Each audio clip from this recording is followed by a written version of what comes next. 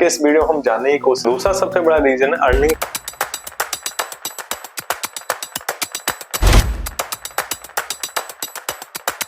जब आप अपने इन्वेस्टमेंट ऐप जैसे ग्रो हुआ, जेरोदा, अपस्टॉक्स उन्हें ओपन करते हो तो आप क्या देखते हो कि मेरा पोर्टफोलियो रेड में है।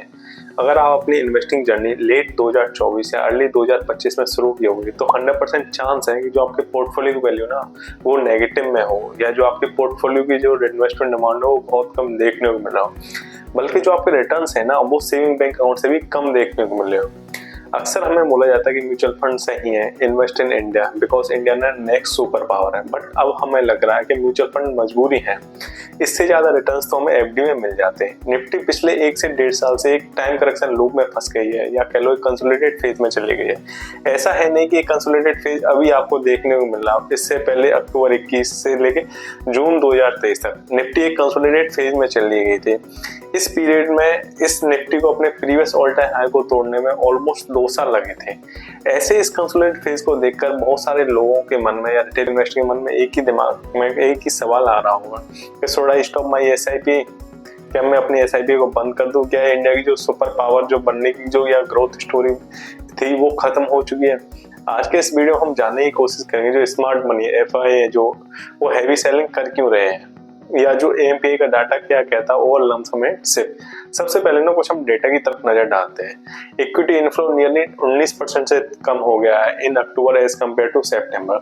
जहां सितंबर इक्विटी इनफ्लो 30,000 करोड़ का था, वही अक्टूबर 2025 आते आते वो इनफ्लो 24,000 करोड़ का रह गया है। इनफ्लो के कम होने के बहुत सारे रीजन हो सकते हैं, जैसे प्रॉफिट बुकिंग कह लो, मार्केट वॉलिटिलिटी कह लो, या हाई वैल्यूएशन कह लो, या रुपी डेप्रिसिएशन कह लो, बहुत सारे रीजन हो सकते हैं, सो ऑन।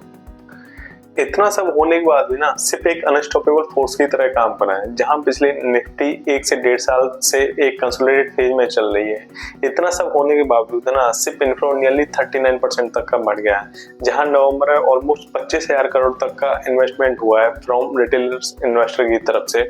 इसी की वजह से जो हमारे एक्टिव सिप अकाउंट्स हैं वो नियरली 9.45 करोड़ हो गए हैं। निफ्टी में ना एक टग ऑफ वॉर वाली सिचुएशन हो गई। एक तरफ हो गई आपकी एफआईआई, दूसरी तरफ आपके रिटेल आर्मी। पिछले 5 महीने में ना एफआईआई ने ऑलमोस्ट 1.5 लाख करोड़ तक की सेलिंग की है, वहीं रिटेल आर्मी एसआईपी के जरिए भर भर के पैसे इन्वेस्ट कर रही है।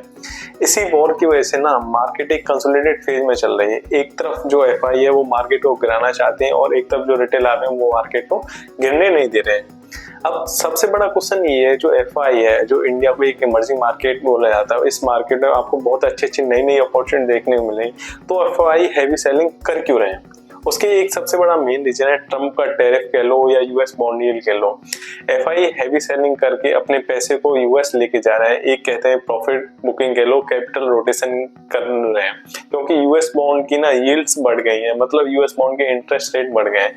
यूएस बॉन्ड को ना वर्ल्ड का सबसे सेफेस्ट असेट माना जाता है। जब यूएस बॉन्ड की यील्ड बढ़ती है, सपोज करो 4 से लेके 5% है, तो ग्लोबल इन्वेस्टर एफआई है वो अपने पैसे को कैपिटल शिफ्टिंग करते हैं या जो यूएस बॉन्ड में इन्वेस्ट करते हैं, क्योंकि वो सोचते हैं जो इंडिया जैसे इमर्जिंग मार्केट में मेरे को 10 से 12% रिटर्न जनरेट करने में बहुत सारा रिस्क लेना पड़ रहा है, और वहीं यूएस में मेरे को सिर्फ 4 से 5% का रिटर्न मिल रहा है with safe asset without any risk in terms of US dollar. दूसरा सबसे बड़ा रीजन है अर्निंग स्लो डाउन। फाइनेंशियल 26 में Q2 जो कॉर्पोरेट अर्निंग की जो रिपोर्ट्स हैं वो एक्सपेक्टेंसी अनुसार नहीं, जो कंपनी की ग्रोथ इतनी तेजी से नहीं हुई जितनी लास्ट 1 से 2 साल में उसके स्टॉक्स की ग्रोथ देखने को मिल रही है। जो कंपनी के स्टॉक्स है ना हाई पी पर ट्रेड कर रहे हैं, और जो कंपनी की जो अर्निंग्स है ना वो अपने स्टॉक्स की प्राइस को जस्टिफाई नहीं कर पा रहे हैं। तीसरा रीजन है रुपी डिप्रेशन। रुपया ना अपने लाइफ टाइम लो पे पहुंच गया है एज कम्पेयर टू यूएसडी। रुपया गिर रहा है, फॉरेन इन्वेस्टर अपने पैसे को लूज कर रहे हैं, स्टॉक्स की जो प्राइस है वो नियरली फ्लैट चल रहे हैं। इसकी वजह से ना एफआई हैवी सेलिंग कर रहे हैं टू प्रोटेक्ट द कैपिटल। इतने सारे रीजन की वजह से निफ्टी ने 0% रिटर्न दिए हैं। अगर हम बात करें निफ्टी 50 ने पिछले 1 से 1.5 साल में एक कंसोलिडेट फेज में चल रही है, नियरली 0%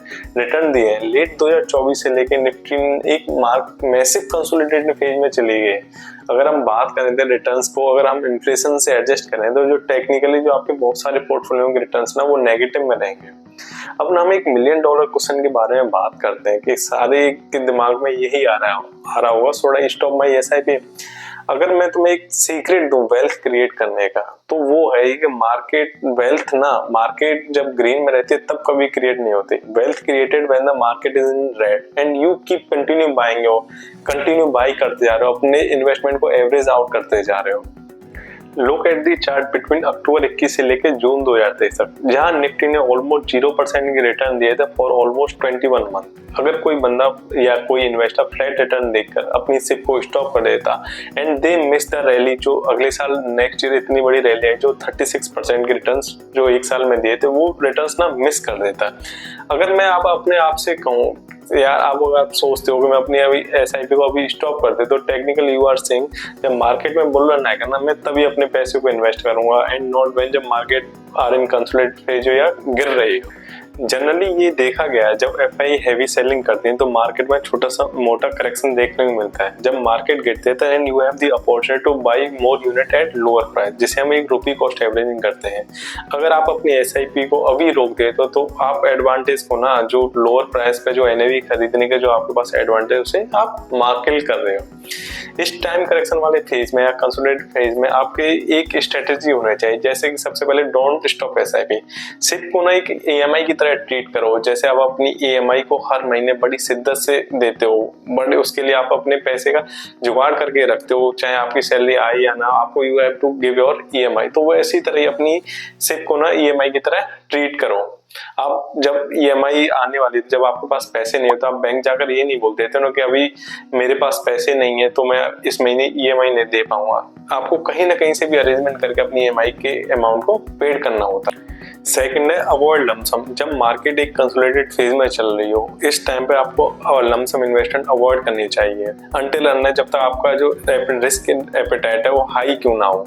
बिकॉज मार्केट अगर ब्रेक डाउन करते हो सकता है नीचे की तरफ ज्यादा ब्रेक डाउन या ऊपर की तरफ ब्रेक डाउन दे सकती है।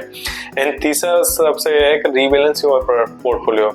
इस तरह के कंसोलिडेटेड फेज में ना म्यूचुअल फंड जनरली आपको नेगेटिव रिटर्न दे रहे हैं। अगर जो म्यूचुअल फंड आपको नेगेटिव दे रहे हैं, जो आपका जो अपनी कैटेगरी को बीट नहीं कर पा रहे हैं, सालों साल आपके जो म्यूचुअल फंड अपनी कैटेगरी को बीट नहीं कर पा रहे हैं, तो you have to rebalance your portfolio. आपको ना अपना पोर्टफोलियो डाइवर्सिफाई करना चाहिए। कुछ पैसा आपको गोल्ड में, कुछ पैसा सिल्वर में, कुछ पैसा आपको इंडियन इक्विटीज में, कुछ पैसा आपको फॉरेन इक्विटीज में इन्वेस्ट करके नहीं। इससे अगर किसी भी एक सेक्टर में या किसी भी एक मार्केट में अगर कंसोलिडेशन फेज आता है तो उस केस में ना आपका जो अदर एसेट्स हैं वो आपको वो फील नहीं होने देंगे कि आपका जो पोर्टफोलियो वो स्टक्स हो गया, या जो पोर्टफोलियो के रिटर्न्स वो स्टक्स हो गए।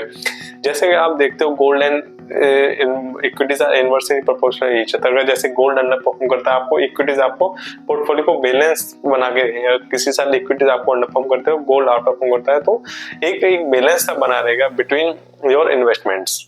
अगर हम मैं फाइनल कंक्लूजन के बारे में बात करूं तो मार्केट ना पैसे इम्पेशेंस लोगों से लेके पेशेंस लोगों को ट्रांसफर करते हैं। बिकॉज इम्पेशेंस लोगों के पास are not discipline towards his investment, they are not, वो अपने इन्वेस्टमेंट को लेके बड़ी शिद्दत से लेके इन्वेस्टमेंट नहीं करते, इससे एसआईपी को ईएमआई की तरह ट्रीट नहीं करते। They came to the stock market to get the quick return.